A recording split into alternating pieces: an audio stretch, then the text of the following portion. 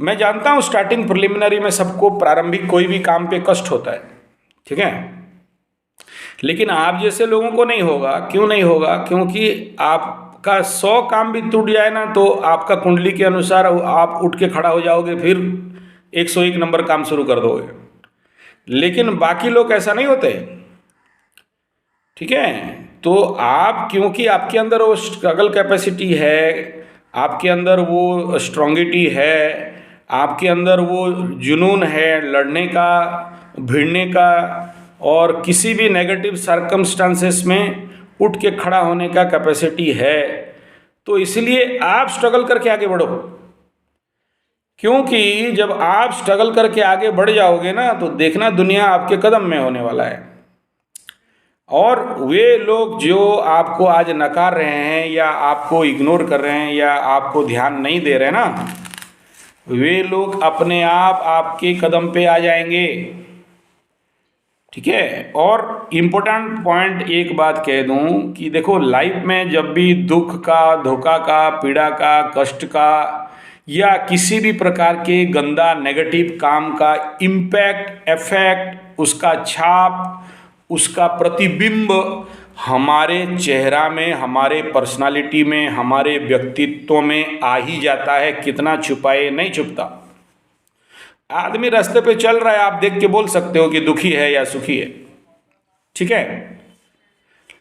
तो ये जो प्रतिबिंब और छाप हमारे व्यक्तित्व में, हमारे चेहरे में, हमारे बॉडी लैंग्वेज में आता है और आके रह जाता है। क्यों रह जाता है? क्योंकि हम अपने को कर्म में व्यस्त नहीं रखते और उसी चिंता में पड़े रहते हैं बार बार बार बार बार बार, ठीक है। अब आप समझ रहे हो क्या बोल रहा हूं?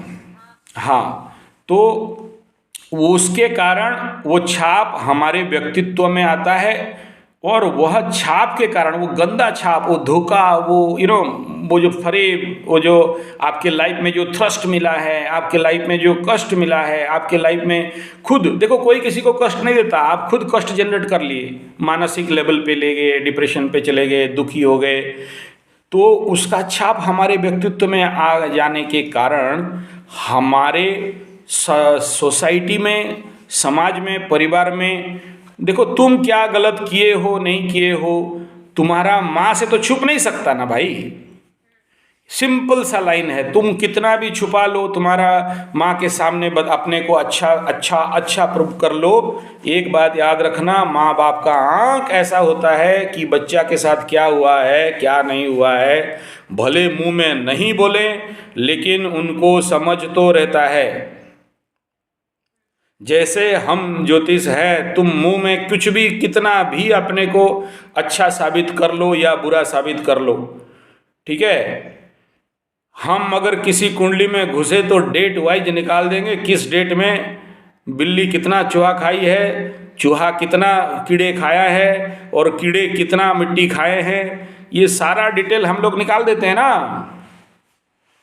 ठीक है। इतना एक्सपर्ट तो है ही इस खेल में। लेकिन ये इम्पोर्टेंट नहीं है ना, अब किसी का आप अच्छा नहीं देख सकते हो तो बुरा देखने का तो कोई अधिकार नहीं है ना। और ये सारा बात का ये है कि मैं अगर आपका भद्र नहीं देखा तो छिद्र क्यों देखूं?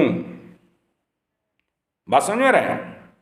हाँ, तो मुझे तो आपके अंदर अच्छा क्या है वही देखना है। आप अच्छा बात कर सकते हो, आपके अंदर कन्विंसिंग कैपेसिटी है, आप दूसरे के ऊपर मतलब लीडरशिप आपका अच्छा है, 10 आदमी को आप कन्विंस कर सकते हो, आपके अंदर काउंसलिंग कैपेसिटी अच्छा है, ये तो मैं जानता हूँ। तो इस काम का फायदा उठाऊँ ना भाई।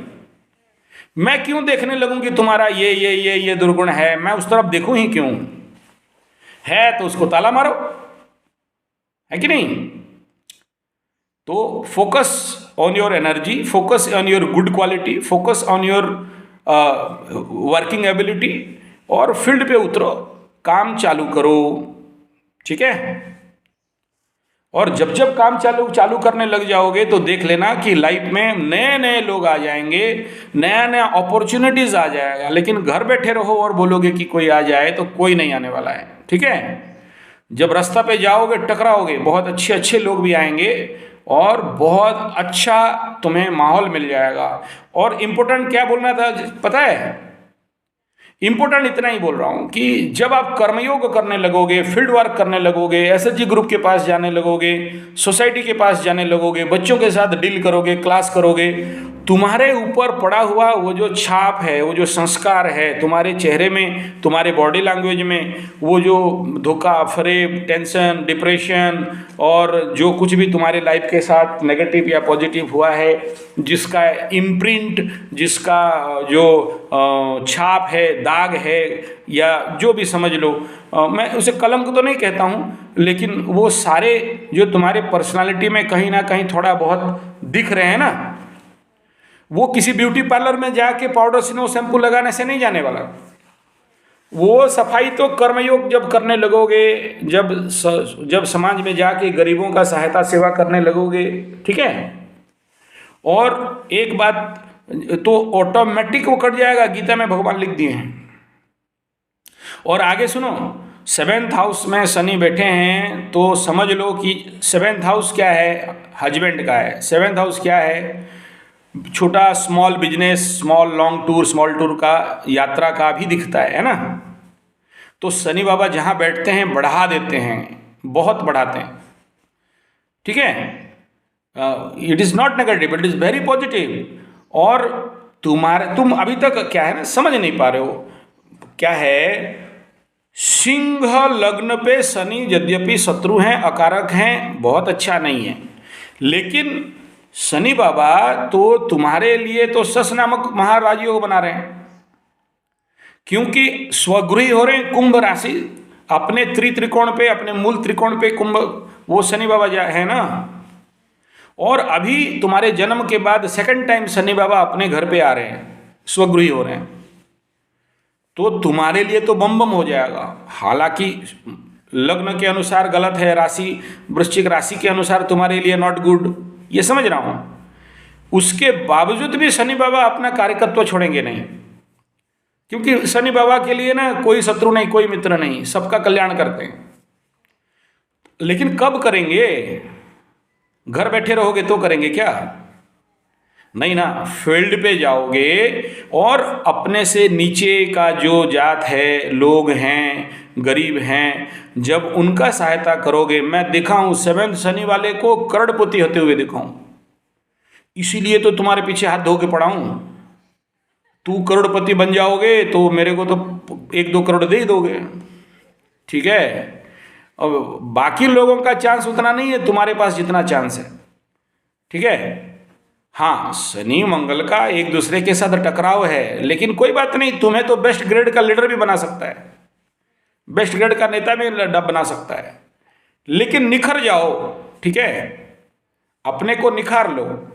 और मेरा यही काम है, मेरा जो काम है ना, हाँ, ऐसे ही पत्थर ला के मूर्ति बना देना, लोहा ला के मतलब बढ़िया बुद्ध बना देना, और लोग आके वहाँ सर ठोकें उसके पैर पे, पूजा करें, नारियल लगाएं, फूल चढ़ाएं, और ये लिख लो, सुबह सुबह पंडित का बच्चा कह रहा है। बात सुन के अगर सही काम करने लग जाओगे ना, तो उड़ीसा टॉप, इंडिया टॉप हो जाओगे। हाँ, और मैं कह रहा हूँ, घर में मत बैठो, निकल जाओ, ठीक है। और सुन, तेरे लिए बता दे रहा हूँ, गरीबों के घर में रहो, शूद्रों के घर में रहो, उन्हीं के घर से ला के खाओ, वो फ्रेंडशिप होना चाहिए। ऐसा नहीं कह रहा हूँ जबरदस्ती घुस के दो भीख मांग के खाओ, उनको लगना चाहिए कि ये हमारा मसीहा है। मदर टेरेसा अगर बन गए तो ऐसे नहीं बन गए, फील्ड पे जाके बने। वो बेलोर हॉस्पिटल वाली जो माता है ना, नॉन थी, सिस्टर थी, क्रिश्चियन, बहुत बहुत महान थी, भारत के लिए, पृथ्वी के लिए एक इतना बड़ा लेजेंड बना के गई थी। तो ऐसे नहीं बना के गई थी, वो गांव गांव घुस घुस के शिविर करे, स्वास्थ्य शिविर करती थी, गरीबों का, दुखी लेप्रोसी पेशेंट का सेवा करती थी। और मैं तो ये देखा हूँ, आपके पास वो कोई घृणा नहीं है, कहीं भी आप झूठा भी उठा देते हो, साफ भी कर देते हो, काम भी कर देते हो, तो this all good quality you have.